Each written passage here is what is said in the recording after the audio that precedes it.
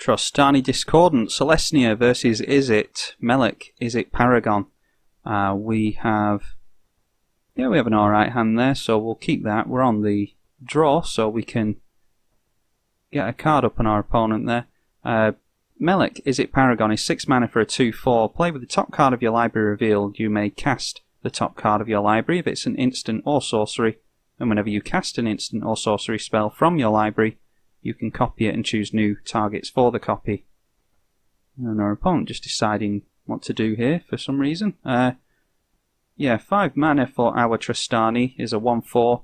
Other creatures you control get +1/+1, and when it enters the battlefield, create 2 1/1 white soldier creature tokens with lifelink. We gain control, or everybody gains control, of each of their creatures that they own at the beginning of our end step. We will just go for a tap land here. Get the cycle land. Scattered Groves is the cycle land. That always comes into play tapped, so it makes sense to go for that one. And then next turn, unfortunately we can't do anything unless we get into something like a Farseek, or, well, that's not the type of 2-drop we were after. We'll just go for some Petal Grove here. It looks like our opponent's trying to counter something that we do, so might go for the Wood Elves first and go straight into Nissa. And as foretold, at the beginning of your upkeep you put a time counter on it, and then once a turn you can pay 0 rather than pay the mana cost for a spell, as long as it has converted mana cost. Yeah, okay, fair enough. But you don't have the choice of putting the time counter on there. No, just every upkeep you have to put a counter on there, so that'll get to the point, I'm sure, where it is useless to our opponent, but we'll see how long that takes. And bit too late for you, Farseek. We'll go for the... Do we want to try and get down Nissa while we still can? I imagine this deck will have a lot of burn in it, so I think we won't worry about getting down Nissa while we still can. I think we'll just go for the Canopy Vista off of Wood Elves. We don't have 2 non-basic lands in hand, so... And as foretold, is going to let our opponent, what, cantrip or Sol Ring, something like that. Yeah, going for Preordain for free. As foretold, I've heard... I think this was used a lot in Standard, or maybe it's used a lot in Modern, something like that. But them being able to use that Preordain, they could probably go for a counter spell or something off of this 4 mana, which would... so it's already been very useful for them. We will go for... Let's try Farseek into Nissa. Not Nissa yet, we'll go for the Farseek. And I'm actually a little bit worried about Blood Moon, so I'm going to get a couple of basics here, just in case. Alright, and let's see if we can land a Nissa, or if our opponent wants to counter that. I will assume that they don't have any counters. Alright, well, seeing as how they... see. As foretold allows them to do it once each turn, so going for another free Brainstorm there. Or another free cantrip, I should say. And have to imagine that they're hunting for a counter spell, which is good for us because it might make me assume that they don't actually have one in hand. But we'll just have to see. And what we want to do in this deck is play out lots of tokens, things like that. The Nissa that we're trying to play does get out 0/1 plant tokens, but she also doubles up and lets us get a +1/+1 counter on each creature we control. So we don't have Doubling Season in the deck because we had too many 5-drops. Had to cut that, but we do have Anointed Procession and Parallel Lives. Plenty of other ways to buff creatures, things like Archangel of Thune and Elesh Norn, Great Hoof Behemoth. Okay, going for a Telling Time, and they're actually going to pay for that. Telling Time, look at the top 3 cards of your library, put 1 in your hand. I think it's 1 on top and 1 on the bottom, yeah. So very good card at instant speed for 2 mana. And we have 3, 6, 7 mana by next turn. Our opponent going for their own Planeswalker. And yeah, they are filtering their lands. So I think we can try and go for our commander. Yeah, there's every chance that... Let's see if they discarded any counter spells here. I don't see why they'd discard counters, but yeah, there's every chance that they could have a 2 mana counter spell. Just have to try and land it, see if we can do anything about that. Okay, Voice of Resurgence is something that they would counter, I imagine. So why don't we go for that and see if they want to counter the Voice of Resurgence. They don't, so I am going to assume that they don't have any counters in hand. And soon enough we're going to be online for the Grove of the Guardians. That's 5 and tap 2 creatures that you control, and sack this land. You get an 8/8 green-white elemental creature token with vigilance. And I think we can make these creatures more powerful now and try and get a lot of damage onto the Jaya, or Yaya, however you say it. It's got to be Jaya, surely. Alright, so swinging in here. And Voice of Resurgence is a really nice card for 2 mana. Whenever an opponent casts a spell during your turn, or when it dies, you create a green-white elemental creature token, and its power and toughness equal to the number of creatures you control.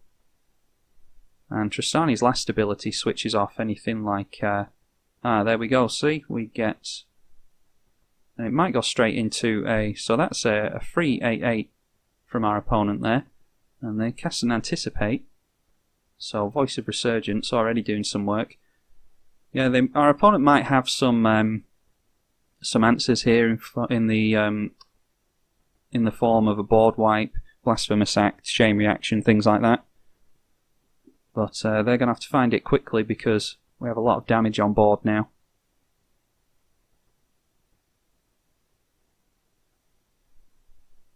And as foretold, going to put a 3rd counter on there, so I think that might be where most of our opponent's counter magic is at 3 mana.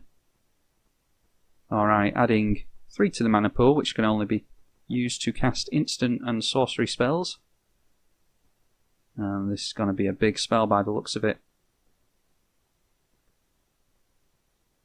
Just a huge wrath, maybe.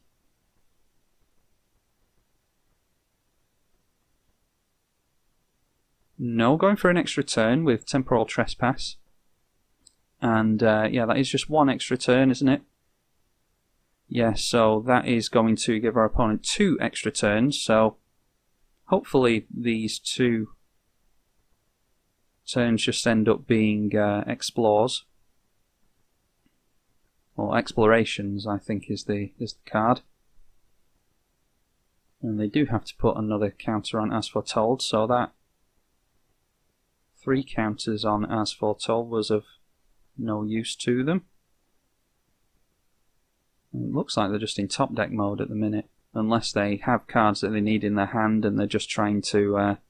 now that's a land off the top, so they can play that, I think. You may cast the top card of your library if it's an instant or sorcery. No. So I thought it was Future Sight that Melek allowed you to do, but it's only instants and sorcery, so looks like our opponent gets another land on the top, so not having the best of luck, this Izzet deck so far. And I think Voice of Resurgence is going to be really good if they're wanting to do things with As Foretold during our turn. Okay, discarding 3 cards and drawing 3 cards, so really trying to get through the deck here. Okay, and Turnabout is going to do something for them. I think they'll be able to do that with the As Foretold. Yeah, they don't have to do it from their hand. So they should be able to untap all their lands with that. And I don't see why they wouldn't do that, to be honest. They didn't already use the As Foretold, did they? No, they didn't. They don't have anything in their library, in their graveyard. Just very curious to see what our opponent can do when they start getting into extra turn cards like this, and we just have to sit back and watch them play Magic.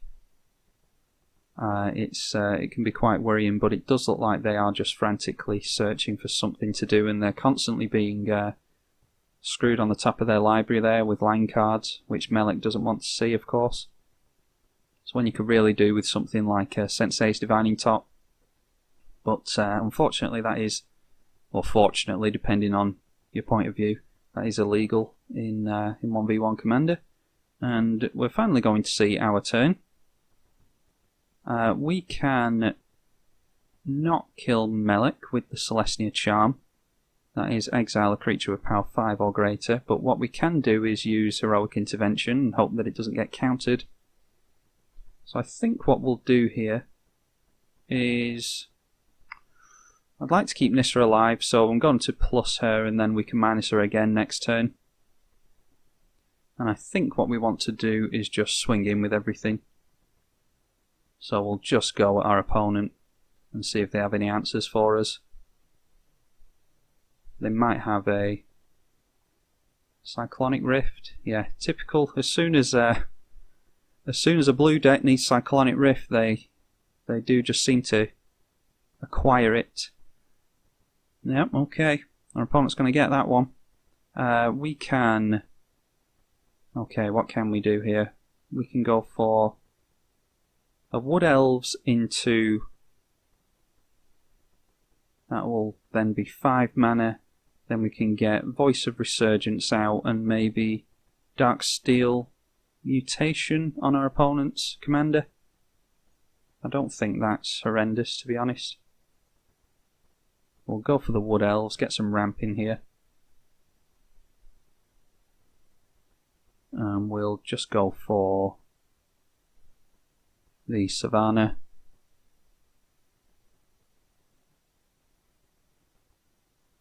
Well, we'll see if we can land the Darksteel Mutation.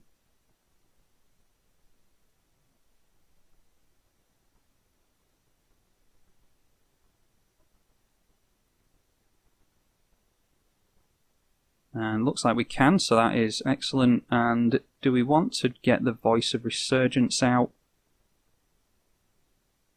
I think I would like to get out Voice of Resurgence instead of Nissa, to be honest. Yeah, we'll get that out. We don't need to hold up Heroic Intervention particularly because I don't think our opponent's going to be destroying Darksteel Mutation anytime soon. That's the only thing I'd really care about. If the Voice of Resurgence dies, then at least we get a token out of it. We just have to hope that our opponent doesn't board wipe, because that will kill the token that Voice of Resurgence throws out. But this is what Control wants to do. They want to drag the game out as long as possible, and a Cyclonic Rift will do that for you. Just have to hope that we can rebuild quite quickly. We have 1, 2, 3, 4, 5, and then 3 next turn, so that is Trostani Discordant. And I might even Beast Within that Jaya because it's doing some work for our opponent. Don't know if I'm that worried about As Foretold at the moment. Just have to hope that our opponent doesn't get down a free Omniscience or something like that. That might have been what they were hunting for this whole time. I of course don't know what their tactic is. I think something like a Melek deck can do all sorts of different things. I don't think there's any one particular deck that you're going to tend to see. And our opponent is flashing back the Serum Visions back to hand. Looks like they want to filter their draws even more. So, looks like they are after something specific. I don't know if that specific thing is to end the game with whatever combo or bomb that they're trying to get down, or if it's an answer for the Darksteel Mutation. I'm not sure. Alright, Elvish Mystic. I think we go for our commander here, get some... Oh, is it Boilerworks? We could blow that up and keep them off some mana. Well, first I want to get down our commander, I think.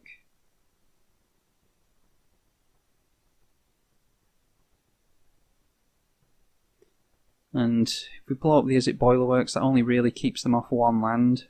We'd like to wasteland that, really. The Field of Ruin does give them another land. Alright,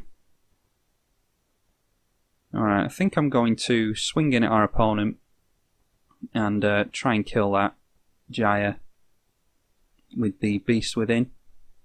Our opponent, of course, will be able to block with the Melek.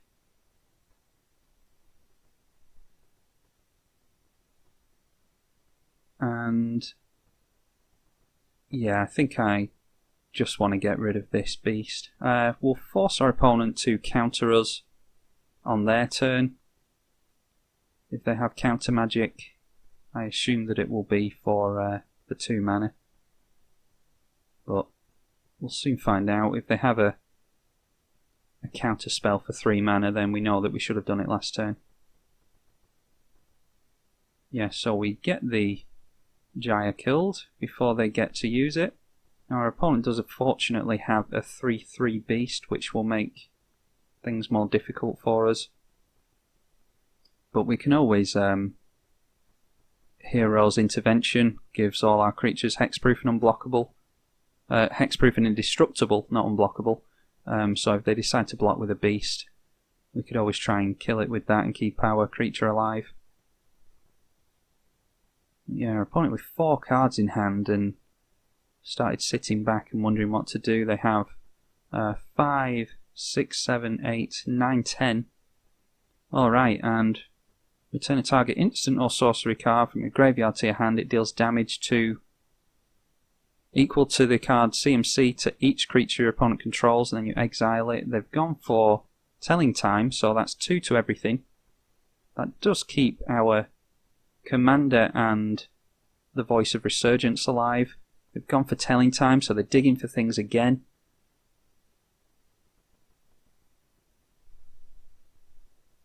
Yeah, really not sure what they're going for. It is worrying. We need to try and draw this game out, or draw this game to a close sooner rather than later. Seems it's our opponent's tactic to draw the game out, which is what Is-It is best at, of course.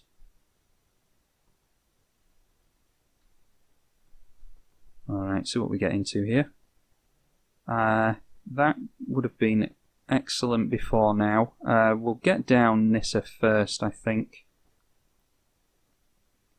Well, we'll keep the Field of Ruin up just in case. I don't suppose there's... Oh, this is 5 and tap, not 4 and tap. I was going to say I don't suppose there's anything to stop us going for the Grove of the Guardian, but there absolutely is something to stop us, and that is our constraint on mana.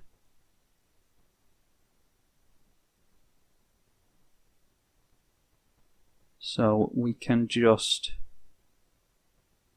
hold up Celestia Charm, get out a creature, and we can hold up the Heroic Intervention as well. If our opponent decides they want to board wipe again, we can at least protect ourselves from that. Yeah, I'm not going to go in with the Voice of Resurgence yet,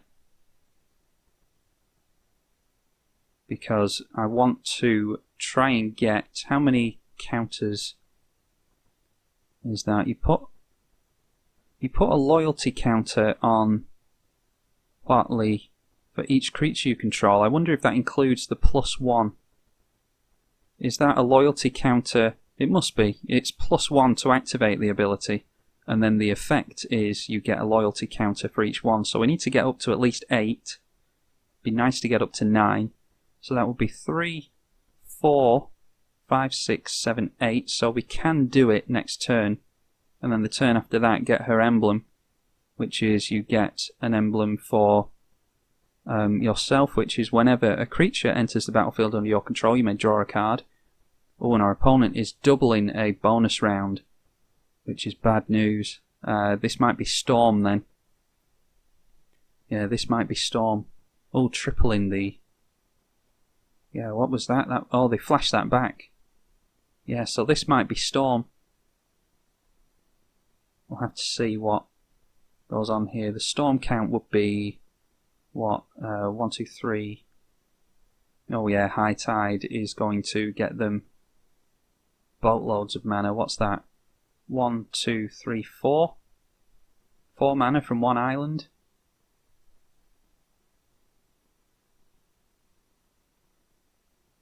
I think that's right. Well, we'll soon find out. Our opponent might be going off here. No, that's 5 mana from one island. Oh, it's an additional mana, so you of course get the... Okay, and turnabout is going to... do we always want to yield to that? Yeah, I don't think we're ever going to do anything. Yeah, turnabout untaps all these lands. I think in that case we would like to go for the Field of Ruin. Actually, no, we don't. I was worried about the Is It Boilerworks. If our opponent decides to tap down, yeah, they're untapping all their lands and then tapping them. Yeah, so they're just generating lots of mana here. I was worried about them tapping down all of our permanents. I don't know if we can actually respond if they decide to tap down all our permanents, to be honest. But yeah, getting out all this... how much mana does our opponent have now? 64 blue and 16... What, and then going through for a dig through time, which will... they're obviously hunting for something. It's probably a storm card. I have to imagine it's some kind of storm card that they're going for here, and the storm count is currently 5. They have all the mana in the world. And do they have to reveal on that? They got... Is that Cyclonic Rift is still in the bin. So I don't think they have to reveal from the dig through time because it's just looking at cards and taking any of those cards. So they of course don't have to reveal from there, but they are refueling their hands. Dig through time is a superb card, instant and delve. I don't think our opponent's delving with it though. Look at the top 7 cards of your library and put 2 of them in your hand, the rest on the bottom. So every time they cast that dig through time, they're getting 2 cards. So they'll go up to 8 cards in hand here. And they have 80 mana. So I'd love to see what we're supposed to do on this. If our opponent doesn't go off with this. Alright, 1,000-Year Storm. If our opponent doesn't go off here, I don't know. I don't know when they're going to go off. Okay, Insult is... Damage can't be prevented this turn. If a source would deal damage this turn, it deals double that damage instead. So it's got to be some kind of burn spell with a card like that. I don't know if that stacks, if it doubles every time. Somehow with that amount of mana, I don't think they're going to need to double and double and double and double the damage. I think double damage is more than enough, and hopefully our opponent doesn't dirtle around too much. I hope they don't. That's I think they have us well and truly beaten here. Surely they have the burn in hand that they need. But this 1,000-Year Storm, I wonder if it's a little bit win more. If you know, by the time you've got 80 mana and you've dug through your deck the entire game and you've managed to look through for and filter the card draw that you need with something like Dig Through Time, I wonder if you actually need something like 1,000-Year Storm to double up the amount of damage that's being dealt. And yeah, our opponent's gone for an Invoke the Firemind, which is deal X damage to any target, so that would be 94. And 94 times 1, 2, 3, 4. I mean, work it out yourself. There's a 1,000-Year Storm trigger on there, so it is just seems to be a bit of a win more card to me. But good game for our opponent. They have beaten us. We will take the 94 damage like a champion, and down to 327 minus 327. That is, I think, had it not have been for the Cyclonic Rift, we could have got through and smashed our opponent there. But of course, whenever blue needs Cyclonic Rift, blue gets Cyclonic Rift. And I know that because I've played blue decks plenty in my time. I'm tribalkai on the EDH channel. Thank you so much for watching.